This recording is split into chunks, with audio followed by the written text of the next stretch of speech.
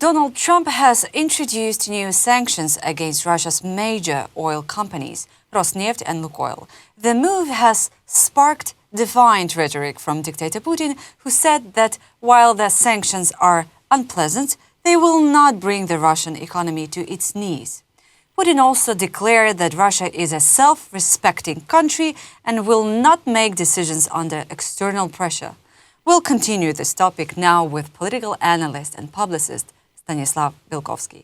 Stanislav, it's great to have you with us today. Hello, thank you for your invitation as usual. Stanislav, would you say that this decision by American president is a big step for him personally? Because maybe it's not a huge step for the United States overall, but a significant one for the American president himself. Undoubtedly, because since getting back to the White House, Donald Trump has been very hopeful, pinned his greatest hopes on some kind of pact with Vladimir Putin concerning enormous natural resources of Russian Siberia and Arctic, which would diminish and decrease world economy dependence on China, especially in the field of rare earth metals, lithium, and so on and so forth. And for Donald Trump, it was very important to reach some agreement with Putin by and before the meeting with China's chairman Xi Jinping, which is scheduled for the 30th of October in South Korea. And Trump really expected that he would meet Vladimir Putin in Budapest before, and they would launch the elaborate discussion on the terms and conditions of the future pact, which would be delivered, introduced to Xi Jinping as a big victory for Trump, because Russia, let's see, is becoming less dependent on China, is getting back as America's ally in Eurasia. But the precondition of such discussion was, of course, the full-scale armistice, full-scale ceasefire in Ukraine. And for this scenario, Putin proved unprepared. I don't know how and why Donald Trump learned from his most recent phone conversation with Vladimir Putin, Russia's dictator is prepared, is ready for such armistice, because I can never imagine Putin contending something like this. But of course, now Putin is oriented on his military victory over Ukraine in a number of coming months. His strategy is connected with the potential attrition of Ukraine during the coming winter. And that's why he's by no means prepared for the full-scale ceasefire.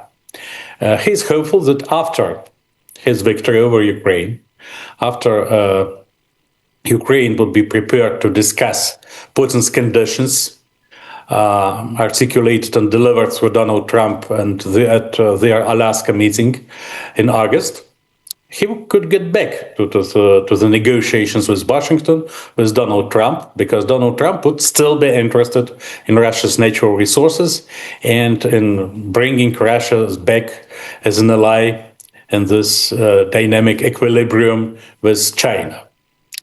But Donald Trump needed it right now, before this principal meeting with China's leader and with Chinese leader, and that's why he was very annoyed, very irritated, and decided to impose sanctions against Russia's oil industry, which are, to a certain extent, to a considerable extent, painful for Putin's Russia. Yeah, I will get back to the meeting in South Korea a bit later, but just to unpack this a little bit more, Dmitry Medvedev, he wrote on Telegram that the decision by President Trump administration and Trump himself to cancel the planned summit with Putin in Budapest and to impose sanctions on Russia's major oil companies show that the United States has taken the path of war with Russia. And he wrote that the US is our enemy and the talkative peacemaker has now fully stepped onto the path of war with Russia. So is that Medvedev is actually, it's not surprised how he's reacting. I'm not surprised, basically, but is he voicing what Putin actually himself thinks, but just doesn't say it loud? Not really. I think that Dmitry Medvedev plays a role of evil clone at Putin's team. In some way, Putin, it's a kind of Putin's revenge over those times when so-called liberal President Dmitry Medvedev was more acceptable to the West, to America, and to progressive circles than Putin himself.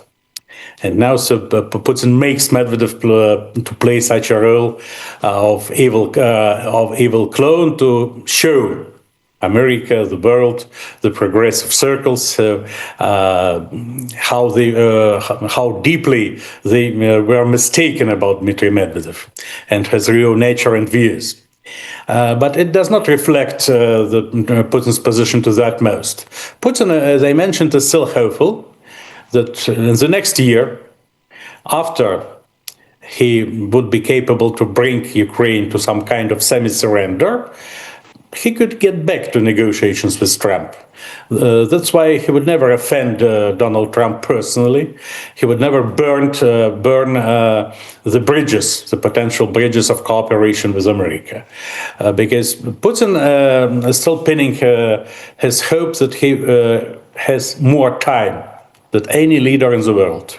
He is not in a hurry because he has no democracy, no constituents, no elections, no electoral circles, and so on and so forth. Contrary to Trump, who should be prepared, who leaves very rapidly, contrary to slowly living Vladimir Putin. And that's why Donald Trump is in a hurry, not Putin. So Putin thinks that regardless of this harsh reaction of American president, something could change for good, for positive in the coming months after he resolves the Ukraine problem for himself. Because Putin is quite sure, if he stops war now, if there is armistice, he would never get back to the final solution of Ukrainian question for himself. But tomorrow, the day after tomorrow, he will still be needed for Trump as an ally to counterbalance China. So basically, it's not over for a romance between Donald Trump and No, Russia. for both of them. For both of them. But for Trump, the armistice is needed now. The ceasefire is needed now. For Putin, never. Before he wins in his understanding and perception of the Ukraine war. Yes. Then also Putin said yesterday after this information about the sanctions, he said that it will not bring the Russian economy on its knees. Do you think it's a political bravado? No, maybe not on its knees and in this way and in this sense, Putin is partially right. But of course, it would be a problem for Russia. It would not lead to a catastrophe, at least in the coming year. But at the same time, the decreasing oil prices are very painful for Russia. Yes. And now maybe China and India would still buy the large volumes of Russian oil, but with larger discounts, which of course is very harmful for Russian budget at its incomes. And at the same time, if Donald Trump decides to topple the current regime in Venezuela, and Venezuela, from this point of view, through abandoning sanctions, through lifting American and international sanctions, would offer the new volumes of crude oil to the markets. And secondly, if Saudi Arabia and Kuwait decide to act in such a way, it would be clear after the 18th of November when Saudi and Crown Prince and actual ruler of the kingdom, Mohammed bin Salman, visits Washington and meets Trump personally. So, of course, maybe the global market could get rid of the majority of Russian oil. And such scenario is really crucial, is really of dramatic importance for Vladimir Putin. Let's see if Donald Trump would be persistent and consistent enough in pursuing it. Stanislav, let's unpack the Budapest meeting. So just to, clarify it once and for all, what has happened actually? Why? Who was afraid to go? Who didn't want to go? I don't know what, let's get back to the thesis. I don't know what Donald Trump heard from Vladimir Putin during their most recent phone conversation, which persuaded him that Budapest meeting could be fruitful. Because the next day, during the conversation of Secretary of State Marco Rubio and Russian Foreign Minister Lavrov, Russian part confirmed that Moscow is by no means prepared for armistice. And I don't think that Putin has promised anything else to Donald Trump. But Donald Trump, as far as his psychotype is concerned, is often prepared to hear what he wants to hear rather than he's actually hearing from their counterparts. He's a very emotional person and often self-deluded. And persuading him that in the truth that in some several facts that do not really exist. And meeting in Budapest, by the way, very important from Viktor Orban's point of view, because Hungary is approaching parliamentary elections in April next year, and now the sociologists predict Viktor Orban could lose the elections. Of course, I'm quite sure, being such a kind of leader like Vladimir Putin, Recep Tayyip Erdogan, and so on, with authoritarian features and inclinations, Viktor Orban would not abandon his post so easily. It wouldn't be a simple democratic procedure anyway, and maybe some repressive instruments would be used against Hungarian opposition headed by Peter Magyar and his TISA party. But at the same time, of course, for Orban as an event of electoral campaign, such a summit would be a very big deal, a very big thing. And taking into consideration that both Trump and Putin are very interested in keeping Orban as Hungarian semi-autocrat leader, they would do something in Budapest by April next year. But at the same time, there is no subject for a Budapest meeting right now, because Putin is fully unprepared for ceasefire. Trump needs ceasefire urgently to go to the next stage of his negotiations with Putin about this pact, having as a final goal bringing China to the negotiations table on the conditions acceptable for Trump himself. Wasn't that even surprising for you that Russian dictator, for the first time after years of their war in Ukraine, he agreed to go to the European nation, country and city like Budapest, even because we know that Putin is afraid of everything. So, and now he's agreed to go there. And I've heard that it was his decision to meet in Hungary. And somehow everybody forgot about the ICC decisions. So it was, quite a unique, could be quite a unique step of Russian dictator. No, as Vladimir Putin explained to us lately, it was Trump's idea to meet in Budapest. I've heard quite opposite. We still don't know whose idea it had been. But for Putin, it could be considered as some kind of moral victory, because he enters the European Union, despite the position of the European Union completely against the war in Ukraine and current Kremlin regime.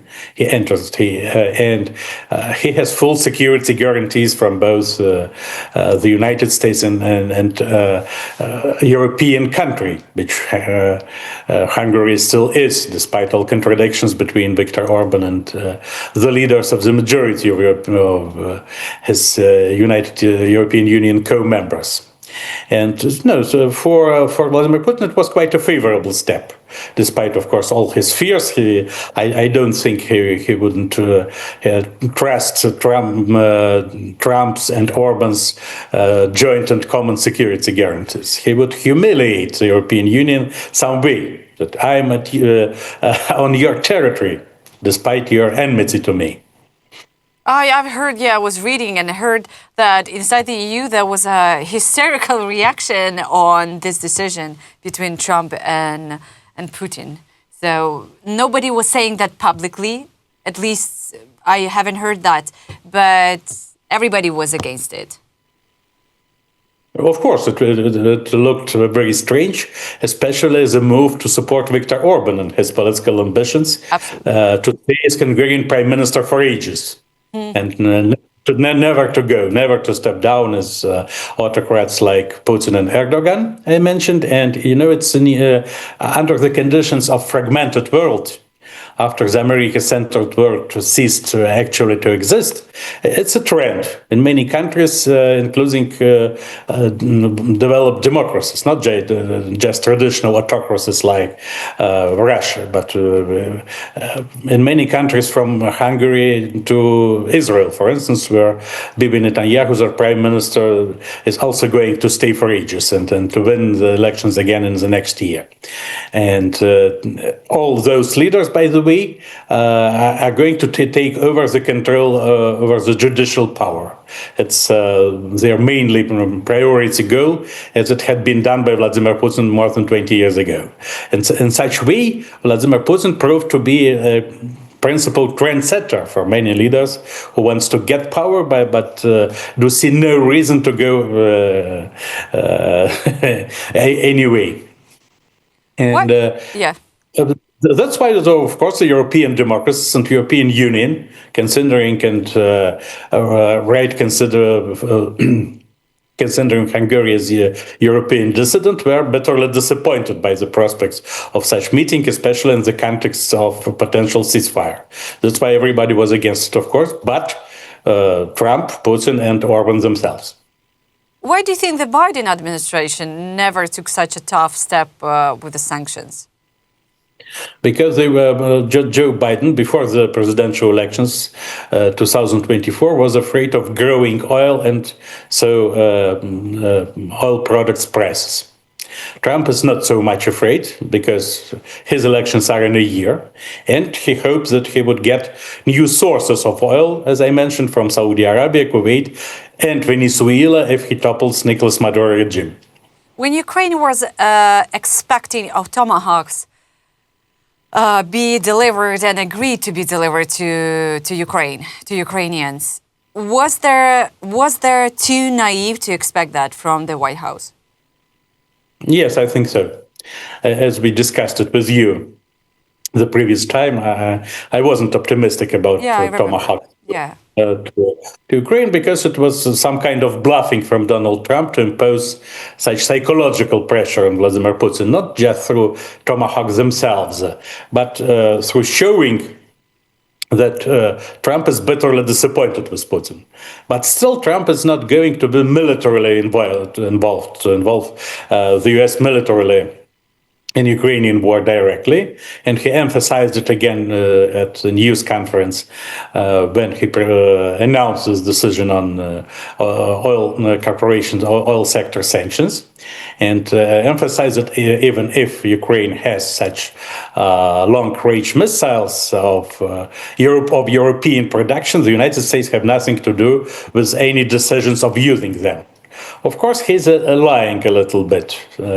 He's deceiving us a little bit, because American intelligence information is of crucial importance for the use of such weapons. But at the same time, formally and officially, Donald Trump would never recognize its U.S. involvement. After our conversation, I had the interview with Dmytro Kuleba, the former foreign minister of Ukraine. And he said to me, listen, for Obama administration, javelins were not even possible. For Biden administration, Tomahawk was not even an issue of discussion. And now with Trump, it's no but circumstances. And he said, listen, every time we worked with the American administration, at first they were saying no to everything, to a lot of things that Kyiv was asking for. But then eventually, after months and months and months, they were changing the approach. Or he was talking more about Biden's administration, I don't know. Still, maybe Dmytro Kuleba is partially right, and maybe Donald Trump would change his position if he would be disappointed by Putin to that most. But of course, the ideology America first the basis of MAGA, Make America Great Again doctrine, implies that America should never be involved directly in any wars outside its territory. And if Donald Trump would be a hard-line MAGAist, if he shared the America First ideology 100%, he would never be involved, even in Middle East conflict and so on. And he would stop supporting Ukraine, even with intelligence information. And not to talk about oil or sanctions against Russian oil sector. But what rescues us and what gives us hope that Donald Trump wants to be a goat, the goat, greatest of all times. Yes. And this has striving to this global historical glory counterbalances Trump's devotedness to America First and MAGA concepts, and real MAGAist hardliners like Tucker Carlson or Stephen Bannon are against such approaches. And now they form the internal opposition to Trump within MAGA camp. But still, we can be hopeful about some radical moves. Maybe, but not as priority elements of Trump agenda, even if we talk on the different ways of pressure imposed on Putin and Kremlin. Yes, and regarding radical notes, I think from what I see, the thing that he put so much efforts to end the war between Israel and the Hamas group, I think it gave him this, push for that more radical decisions and just, more optimism to end Russian war in Ukraine. Yeah, though the situation around Israel and Hamas is still unclear. Unclear. Yes, definitely. We still don't know how efficient the accomplishment of the Trump's plan would be, especially taking into consideration that neither Israel's government headed by Bibi Netanyahu, nor Hamas are fully interested in accomplishment of this plan. It's under hard pressure, Israel from Trump's, Hamas under the pressure of Turkey and Qatar, but they are using every and any pretext to demolish the plan. So let's see. But of course, Donald Trump would never surrender, would never succeed, because Middle East for him is of paramount importance, of priority importance, and not especially because of course, he's a friend of Israel, but even more, he's a friend of Sunni monarchies of Persian Gulf, Arab Gulf. Saudi Arabia, United Arab Emirates, and Qatar. For him, for Donald Trump, those countries are the source of enormous investment, not for America on the whole, but for the private businesses of Donald Trump himself and his relatives.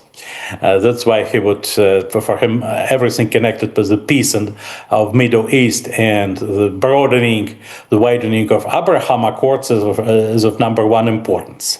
War in Ukraine, not in such way, because of course Trump does not conceal his very specific attitude toward Europe. He considers European leaders as opponents who didn't want him to get to power, to stay in power, to get back to power, and so on. And he's full of some kind of revenge to European leaders and Europe as a geopolitical entity. But at the same time, he needs Russia as an instrument and argument in his bargaining with China and trying to reach a lucrative trade agreement with China. And he cannot use Russia as an ally without bringing peace to Ukraine on several conditions. That's why, more or less, Donald Trump would be forced to go on with the question of how to bring peace to Ukraine. Yeah, and you said, right, so that Donald Trump will meet with Xi Jinping in South Korea. And as you mentioned, beside the trade discussions, he might raise the issue of China reducing its imports of Russia's oil. But after all, together with India, Beijing buys roughly 80% of Russia's oil exports, and then followed by Turkey. Is that move of Trump make any sense to you? of course, now China is to a very considerable extent interested in isolated Russia, Yes. not in war itself, but in sanctions against Russia, because those sanctions allow China to buy Russian resources cheap enough. India almost the same, though India is more outspoken and more concrete against the war than the Chinese leadership.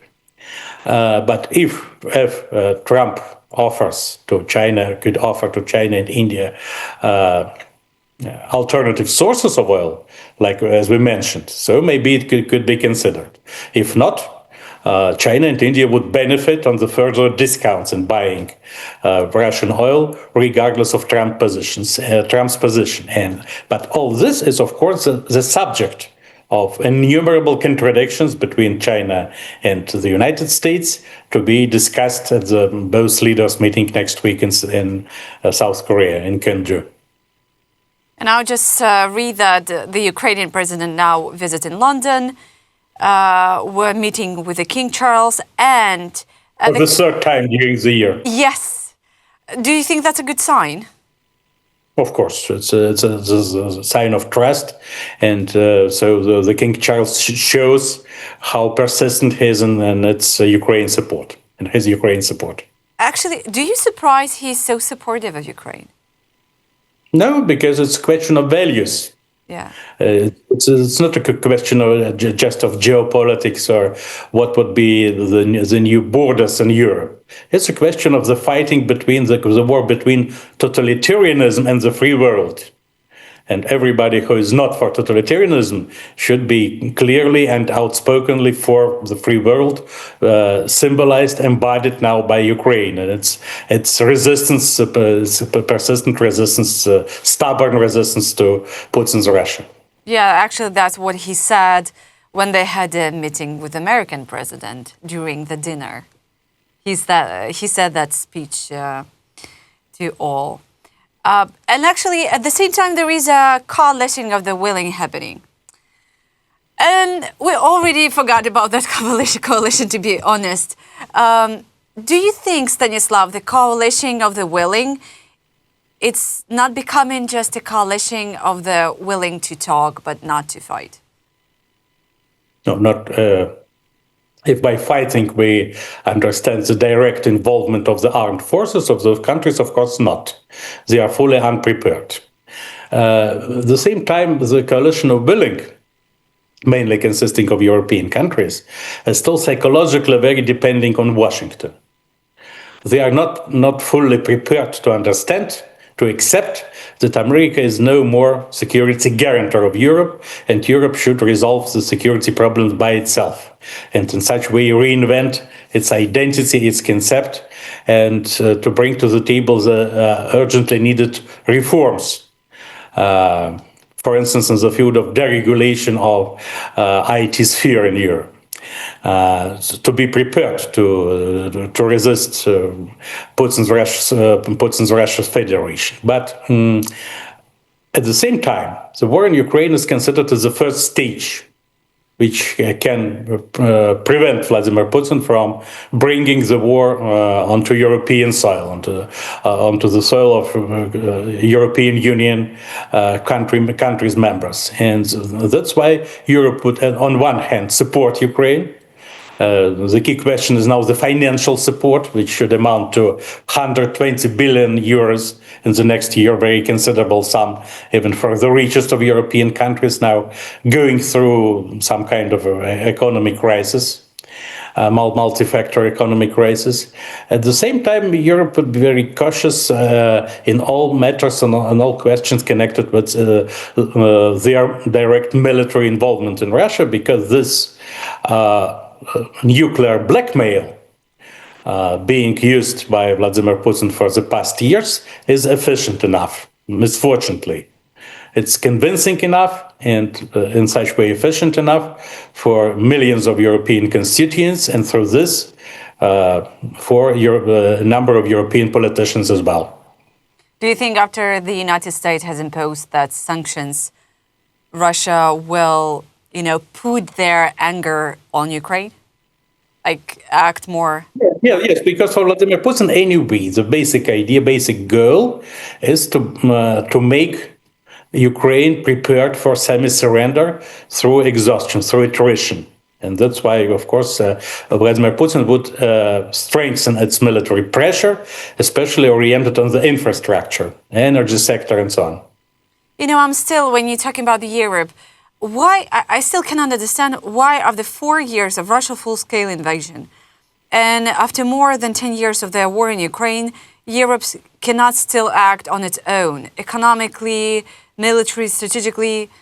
Is that just politically inconvenient for them?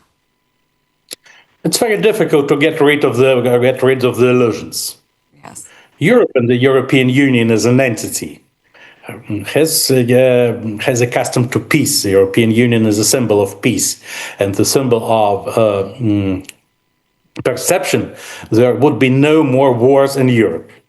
And this new perception, this very surprising perception that Europe is on the verge, on the brink of new large-scale war, of course, is very shocking for Europe. And Europe, for those years, while at Biden time, of course, America still tried to be the key ally of Europe and a military protector of Europe. And only after Trump's coming, it's become fully clear that the new epoch is coming, when America would never play such a role. And the America-centered world doesn't exist anymore. But still, the inertia of old-style thinking is very strong in Europe, as it's usually in such transitional period of global history. I still don't know what can break this inertia, as you saying. With the passage of time, it would change dramatically and starts changing. Like we know, for instance, from the rhetorics of Friedrich Merz, German Chancellor, or Giorgia Meloni, Italian Prime Minister. But it's not very easy, especially the European economy is quite unprepared for large-scale war, and Europe should undergo the long way of militarization, and not the last psychological militarization. Yeah, I think that's psychological. Yes.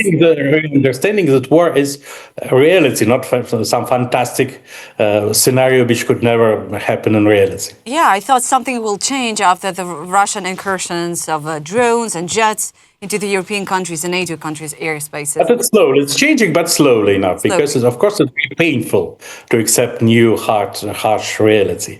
And the human psychology rejects this pain as far as it's possible. Yes. Thank you so much, Stanislav, for your time, for dedicating your time, and see you again in our studio. Thank you so much for your invitation, entirely at your disposal. Bye-bye. Thank you.